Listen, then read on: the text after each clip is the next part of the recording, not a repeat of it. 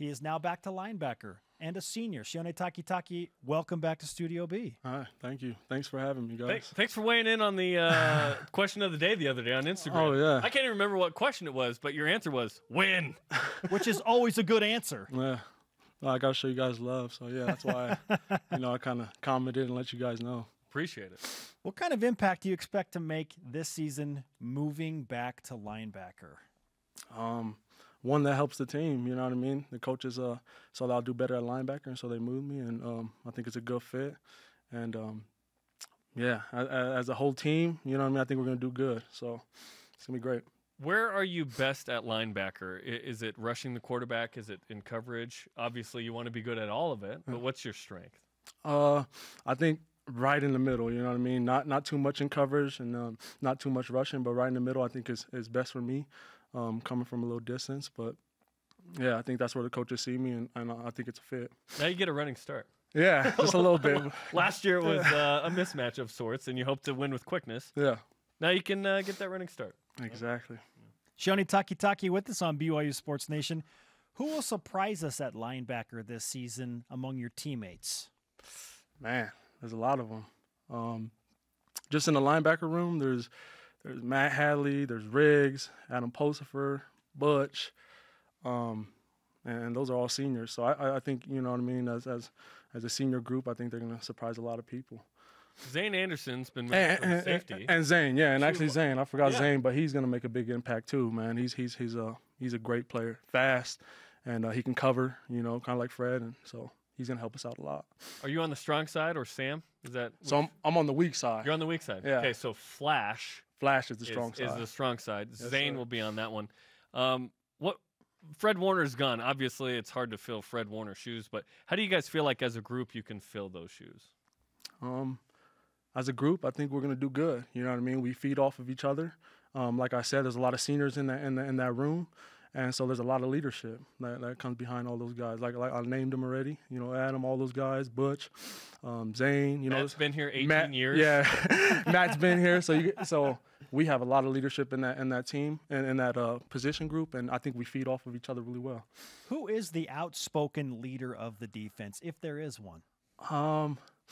I wouldn't say there's actually one, but there's a lot of guys.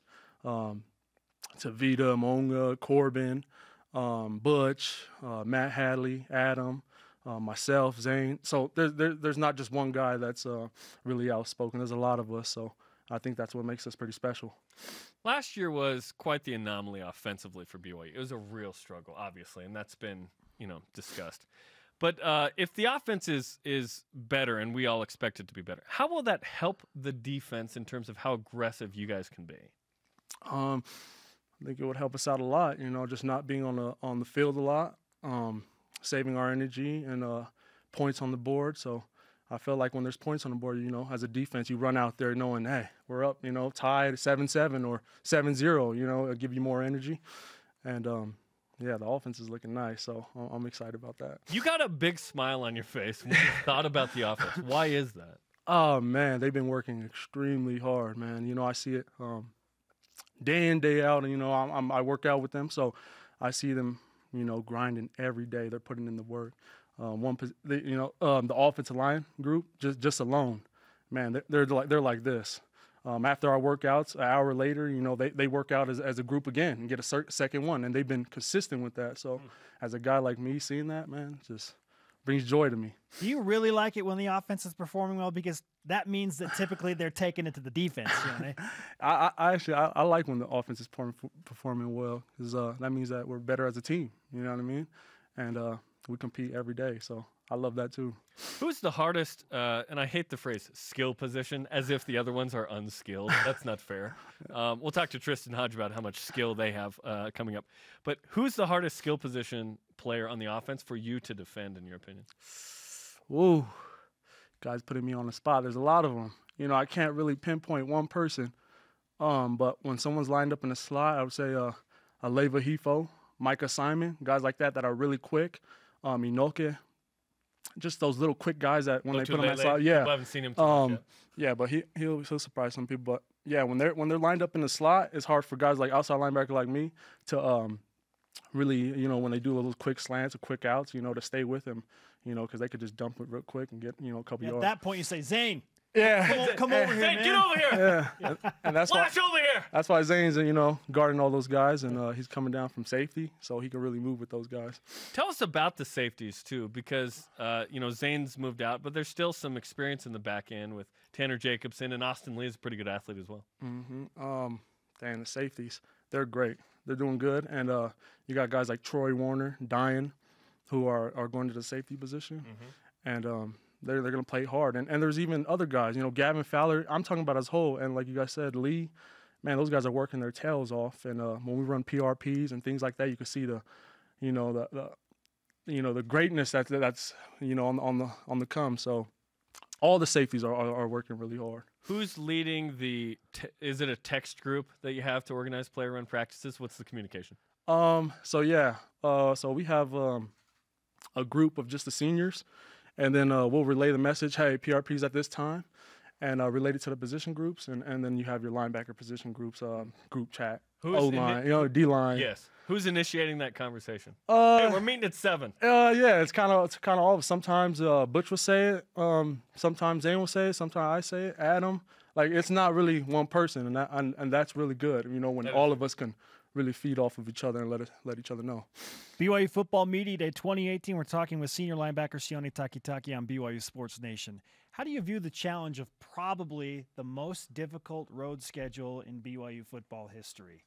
At Arizona, at the likes of Wisconsin and Washington and Boise State and Utah. How do you view that challenge, knowing that you're going to go on the road and play so many top-level teams?